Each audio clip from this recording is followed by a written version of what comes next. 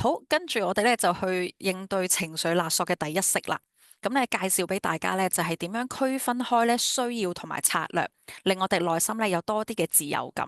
咁點解會咁講咧？我喺度諗啦，嗱，情緒勒索其實我覺得我唔需要講太多啊，因為坊間咧好多啦，你哋隨便揾條 YouTube 片都聽到。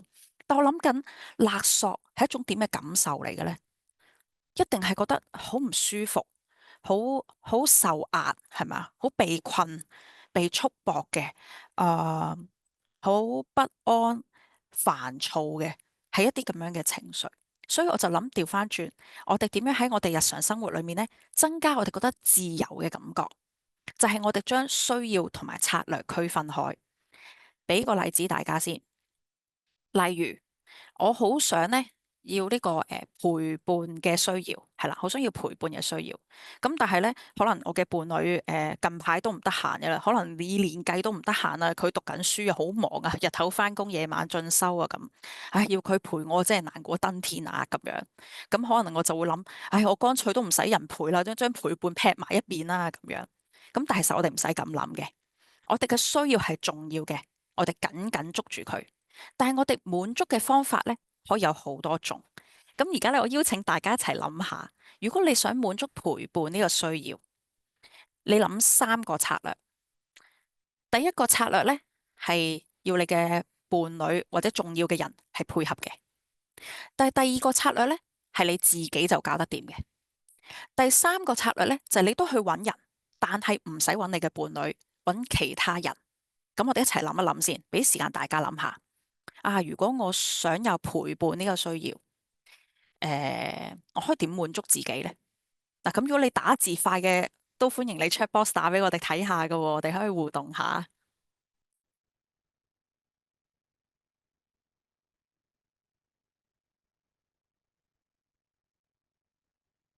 咁我自己咧好快咁諗啦，我如果想我嘅伴侶配合我嘅話咧，就係可能陪我去睇套戲啦，咁樣去睇個電影，咁啊真係一齊享受呢個電影嘅快樂嘅，咁我覺得滿足到我陪伴嘅需要啦，咁樣。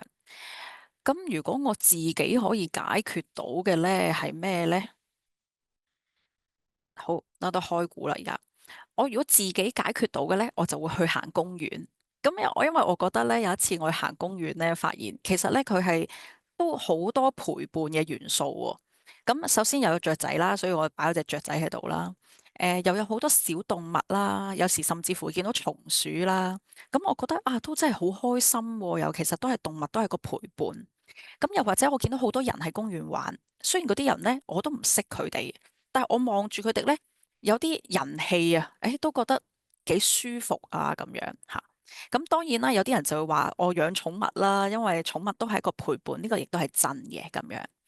咁我見到咧喺 chatbox 有人話，第一個咧同佢一齊休息啊，我覺得呢個好有智慧啊，係咪？我嘅伴侶讀書好忙啫，佢都要休息嘅，係咪？咁我就可能問下我個伴侶，喂，你休息嘅時候做啲乜嘢啊？我同你一齊啦。你話譬如聽下音樂，我陪下你啦，咁樣又滿足到伴侶休息嘅需要，又滿足到我陪伴嘅需要喎，係咪？咁啊，同埋自己做啲有興趣嘅活動都係啦，同朋友做啲身心靈嘅嘢喎，咁樣都係啊。咁咧都係一啲好多方法係嘛？我哋陪伴可以揾我哋嘅朋友啊。咁咧去 shopping 咧，簡直就係即係英雄所見略同啊，係嘛？我係諗住去 shopping 咧，我就會揾姊妹陪我去啦。反正咧就係姊妹大家睇嘅嘢可能興趣近啲啊嘛，係咪先咁樣？咁咧，又有一個建議就話陪家人覆診喎，係嘛？咦，有啲時候我哋貢獻自己，我哋好似去幫助別人，其實我都得到陪伴呢個需要喎，我都唔係淨係好似犧牲咗我時間陪屋企人，其實我都得到陪伴。咁我覺得咧，呢啲咧都有啲好創意嘅 idea，我哋點樣滿足我哋嘅需要？所以咧，我哋需要咧係好重要嘅。但係我哋點樣去滿足嘅策略呢？我哋可以有好多好有創意嘅方法去做。咁你下一個呢，我覺得難少少嘅，大家要諗一諗情緒安全。嗱，我哋講情緒勒索啊嘛，就梗係你覺得唔係好安全啦。但係呢個安全嘅問題又唔係真係斬你啦，即係又唔係打劫啦，唔係人身安全。我哋叫咧呢啲做情緒嘅安全。咁如果我想增加我情緒安全感，嚇，滿足呢個需要。咁我又可以用咩方法呢？我哋可以一齊諗下喎。第一個又係要伴侶配合嘅，伴侶可以點樣配合嚟幫你有情緒安全呢？第二個就係你自己嘅方法，第三個就係你揾其他人。我哋又諗諗先。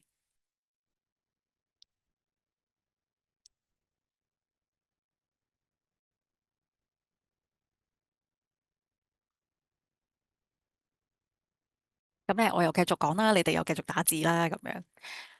我自己諗到嘅方法就係咧呢度啦。我自己點樣去增加情緒安全呢？我就中意寫日記嘅，因為咁當然啦，本日記唔好俾人偷睇到啦，係咪？咁但係咧，寫日記嘅過程入邊咧，都算係我最個人、最私人嘅空間啦。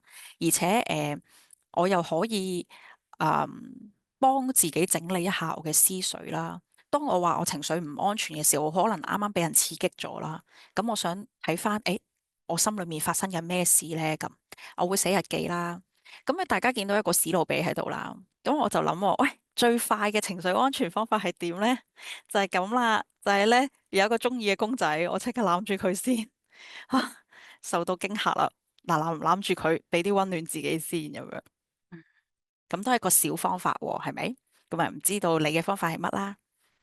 咁另一個咧就係、我都會揾朋友去聽我傾訴。咁但係頭先講咗情緒安全啊嘛，所以我一定會揾一啲我信得過嘅朋友。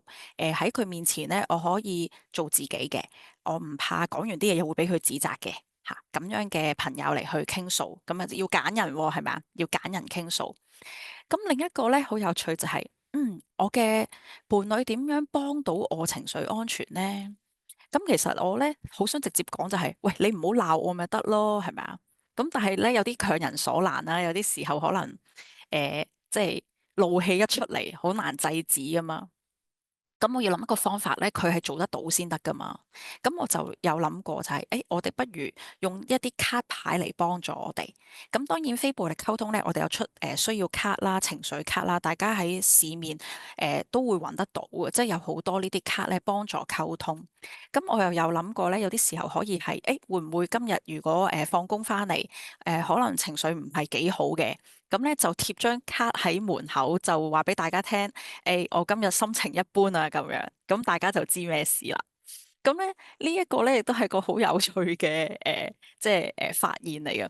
本來咧係我嘅朋友話佢教佢嘅細路仔點樣去表達情緒咧，就用呢啲卡嘅，就係話你貼喺門口啦，睇下即係每一日問自己嘅心情係點，就貼喺門口。咁我發覺咧大人都識用㗎喎，咁樣我情侶貼咗張我今日心情好差喺門口，咁我可能唔打擾佢先。但係食飯見到面咧，就有機會問下佢，關心下佢啦。咁咧，我睇到 chatbox 咧都有大家嘅回應喎，係嘛？就係同伴侶傾訴翻，而係有適切嘅回應啦，聽音樂啦，飲杯熱飲。熱飲咧，我好中意，因為都係咧，當我哋情緒唔安全咧，就會點啊不安啦，或者我哋話哇真係嘛？喺呢啲時候咧，俾啲温暖自己，有一杯熱嘅嘢飲咧，係幫到自己情緒咧，係慢慢可以平靜一啲嘅。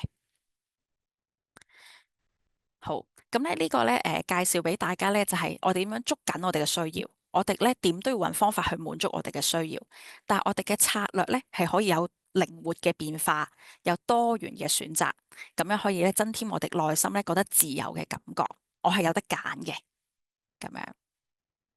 好，咁你講完第一招俾大家之後咧，如果有問題咧就喺 chat box 度打字啦吓，咁如果唔係咧，我哋就繼續下一個環節啦。